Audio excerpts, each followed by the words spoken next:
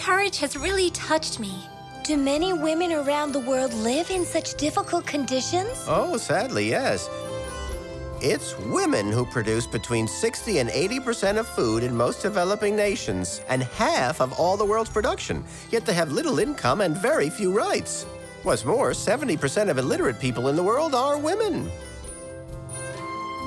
So why are women so much poorer and more underprivileged than men? Well, nearly everywhere in the world, unfortunately, we still find that women take second place, with first place occupied by men, of course. And it's a problem more cruelly apparent in the traditions of certain poor countries. Whoa! But it's a very long story, as old as humanity itself.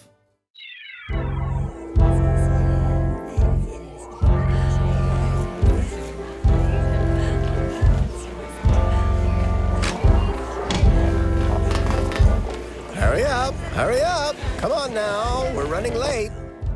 All through history, women have been subjected to the rule of men. Even in ancient times, they were seen as inferior beings. Only men could go into politics or own land, houses, and wealth. Girls could be married off at the age of 12. The ancient Greeks said a woman's greatest finery is her silence. In the Middle Ages, wives had to obey their husbands, keep quiet, wear no makeup, do the housework, look after the children, and devote themselves to keeping their husbands happy. And woe betide any single women or free-thinking women. They were denounced as witches. Remember Joan of Arc, that brave heroine who fought better than any man? Abandoned by all, she died burnt at the stake. Ah, come on, what's the problem? That's just the way it was. But how could men have been so unfair? Being selfish, ignorant, or maybe they were just actually afraid of women. Afraid of women? How They come? may have been afraid women would do things better than they could. Then men wouldn't have been best at everything anymore.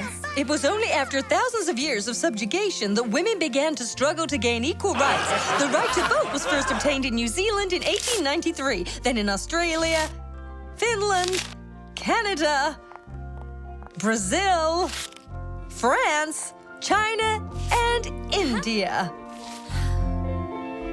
It's now almost a universal right, but most women in developing nations continue to do hard work without being paid. This is not acceptable. We want equality for women worldwide.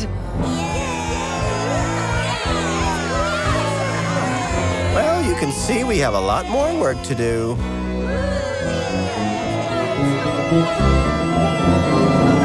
We've elected C, editor-in-chief, for the special issue on women worldwide.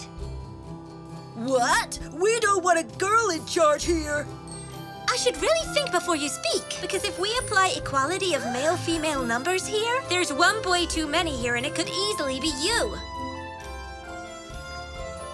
1, 2, 3, 4, 5, and 6, and then 1, 2, 3, 4, 5. It's true, there are more boys than girls here, especially if I include myself in your calculations. A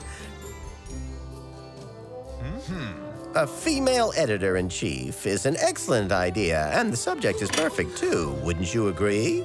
So in our country, women do enjoy equal rights. Even though we may enjoy equal rights as a whole in most of the Western countries, women are still paid only 75% of what men earn for the same job. That's normal. Men earn more than women because they're stronger than them. You were saying... Ugh. And here's the proportion of men and women with positions in governments worldwide. It's a staggering statistic. And one I hope that will change. By the way, do you have any information about the conditions of women worldwide? In the special edition of your paper about women, you'll need it. We're setting that up.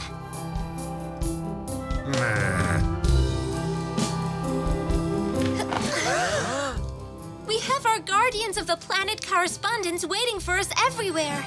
Hooray! Petra's off to Africa to investigate the origins of poverty. I'm visiting India. And Mountie is going to China. Ding, ding, ding, ding, ding, ding. While back at base, Annie and Sophie will stay here to collate all information received. Great. And which will come in from all over the world. Are you ready? What about us? We haven't forgotten you. You'll be teaming up with us. Here's the list. Fine example of feminism and great efficiency, don't you think, guys?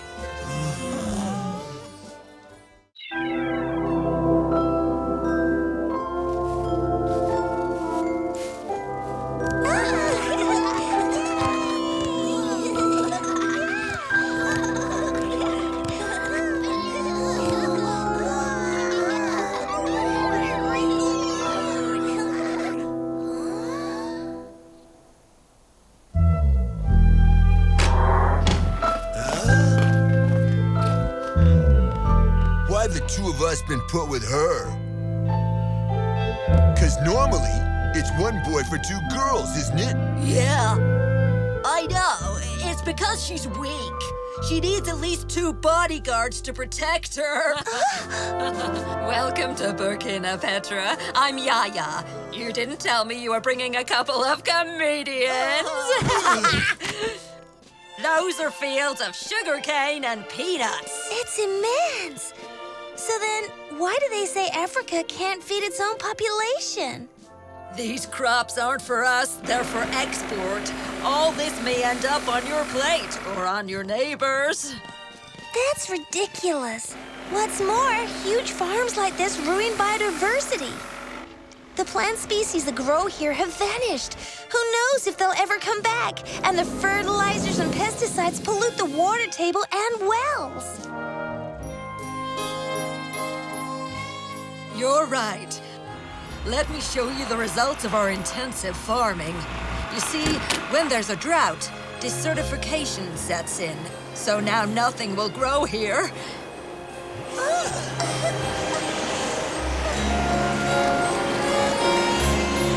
And to think that our crops are used to pay the money lent us by other nations.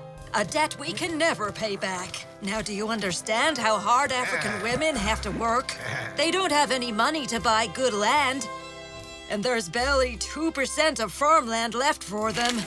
Look, this is the 6-armed woman. It's how we represent our women.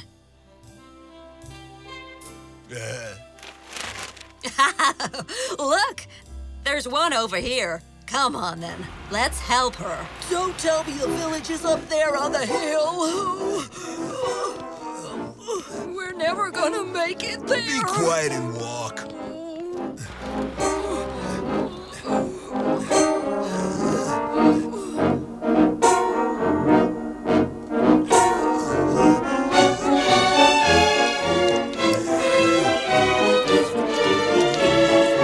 So what's for main course today?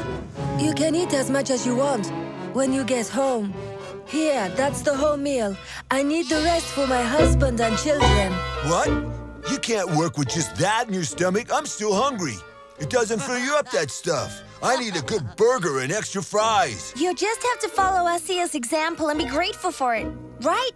She'll show you your chores. She's going to school today.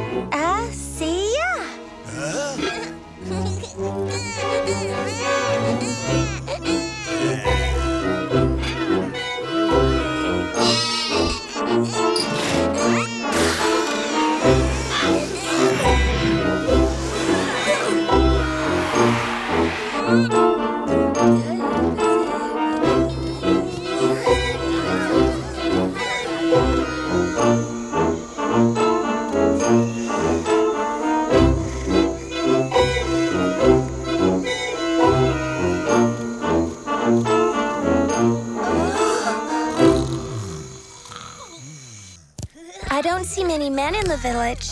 That's because most of them have gone to look for work in the capital city. The women and children will join them if they can't survive here, meaning more and more poor people in the poverty of the shanty I towns. can't believe how brave they are, with no education or training and with no money. Sadly, in Africa, women are often ignored. The men get trained to use farm machinery in the fields like the ones you saw. But as for the women, well, they just have their strength and their goodwill. They need mills so they no longer have to crush millet for hours on end. And transport, which will give them time to learn and read and write. Instead of wasting hours fetching water and firewood. We need wells in every village to irrigate gardens and individual plots. The women have a wealth of historical knowledge. Thousands of years ago, they were the first to farm the land and improve species. They know the benefits of hundreds of different plants, like those for medical usage, for example. You're right, yeah. There's enough food for everyone, providing that we give the means to people here, and especially to the women who are providing food for the whole world. With their efforts, Africa will prosper.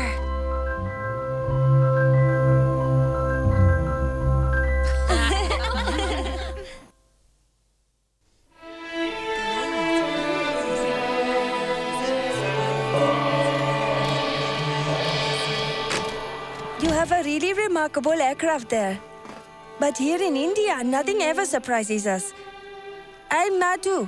Welcome to the state of Gujarat. You've got here just in time. The meeting's starting soon.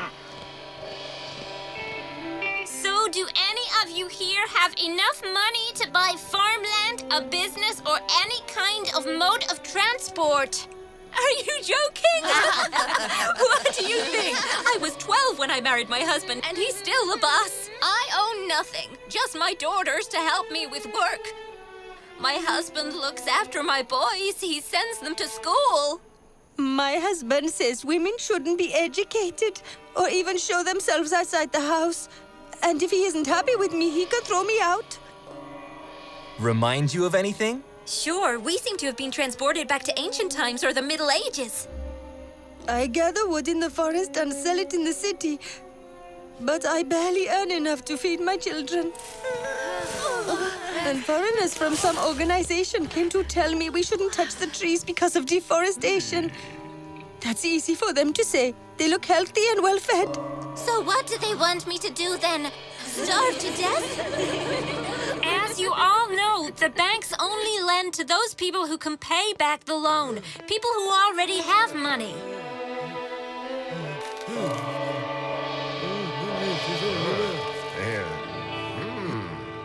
It's for this reason why we've founded the Bank for Women, to lend money to women who have nothing. My name's Namita. Don't be afraid. Come see me and talk about your financial concerns, about your plans. We'll lend you the money. Here, the women have absolutely nothing. They have no skill or income, and most of them are illiterate. Some have to go into the forest, tap rubber from the trees, and sell it for a ridiculously low price. Others, who are known as the garbage paper pickers, who collect used paper from trash cans and sell it by the kilo. These jobs are so degrading, but today our association includes thousands of women who do have an income. When they bring money home, their husbands treat them totally differently. But we're very concerned about the environment. We've created this nursery to protect against desertification. And see those women there? We've helped them set up poultry farms. Now their income is much better than it was. Now, she used to be a garbage paper picker. Now she sorts used plastic packaging in the streets for recycling. Women like her are called health assistants, and they earn a lot more money. It was Simone de Beauvoir who said, "A woman's freedom is her purse." I now know what that means. The Bank for Women. Here, all the staff and customers are women. But let me show you our pride and joy. It's the University for Women. Because without education, women will always be the poorest people in this country. These women had never picked up a pen in their lives, and their teacher couldn't read or write only 3 years ago. Now it's her husband who does the cooking when she gets home late. This is our barefoot doctor class. They visit families to teach women about hygiene and health care. As I understand it, your aims are therefore jobs with a reasonable remuneration, education, health, and protection of the environment. Yeah, women must be independent and equal to men to make our plans viable. We have to think about sustainable development because that's the only way we will ever beat poverty. There are hundreds of us women working in this factory making jeans. The boss lets us sleep here. There are 10 of us sharing the room, and there's no heating in the winter. Why are there only women in this factory? The boss says women are docile and obedient. Look, that young girl comes from a poor family in the country. Her parents spent all their savings sending her brother to university. As a girl, she has no choice but to work to help them. Hey, drink it quickly, will you? You know we don't have a lot of time. They serve us the same soup every day. It's got no taste and isn't filling at all. I almost collapse when I work nights. So you work nights as well? We work 17 hours a day, 7 days a week. It's toughest at night. I find it so hard to keep my eyes open. Hey, look. You're both wearing the jeans we make here.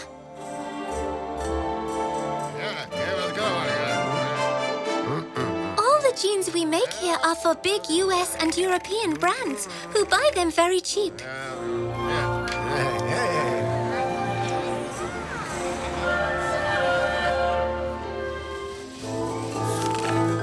And then sell them to us for as much as they can. I swear I'll never buy this brand of jeans again. Well, you know, your girls seem very happy at their work. You have a model factory. And I'm really impressed, Mr. Wang. It's a pleasure to do business with you. A model factory when the women are working like slaves here? Who let you in here? I forbid you to film! But why? Have you got something to hide then? Did you know if a woman worker here falls sick, she's fired on the spot? Huh?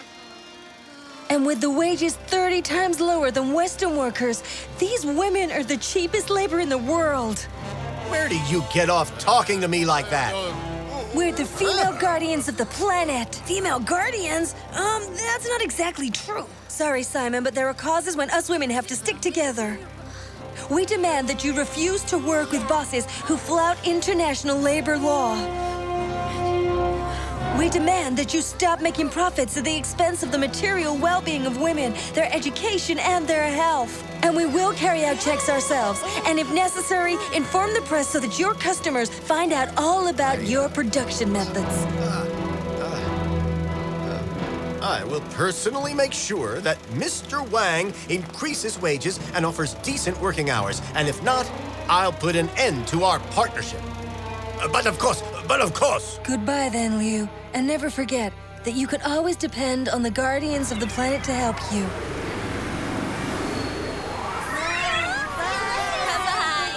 Okay, guys, I know you think the girls had all the best parts of this investigation, but we have to admit they did a great job defending women's rights. Our teams in the field also did some excellent work. Maybe one of the guys would like to tell us. Equality is for the guys, too. Go on, Jumbo, over to you. Thank you. I'm glad you think we're of some use, Annie. In Poitou, Senegal, the women decided to clean their village littered with plastic bags that make the ground infertile and that can choke animals. They turned them into strands and weave them into flowers, hats, and balls that they sell to bring in cash. It's worked so well that they have all now become genuine businesswomen. And in Tanzania, a woman teacher managed to set up a school for girls and boys, despite locals seeing no point in girls going to school.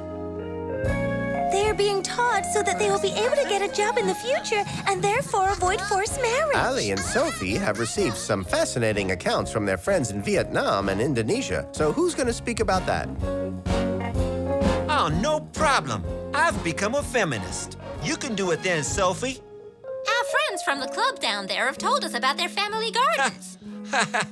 Around their houses, women grow many different types of plants. There's vegetables, cereals, spices, and medicinal plants for their own use and to sell at market. The money from the sales gives them a wage. Their products are of an excellent quality and organic because they use no fertilizers nor pesticides. Allie and I have made a little cartoon to explain. Over to you, Allie. There's a pond for fish, which also provides water for the garden. The animals feed on the aquatic plants. Their waste, plus pond mud, fertilizes the soil.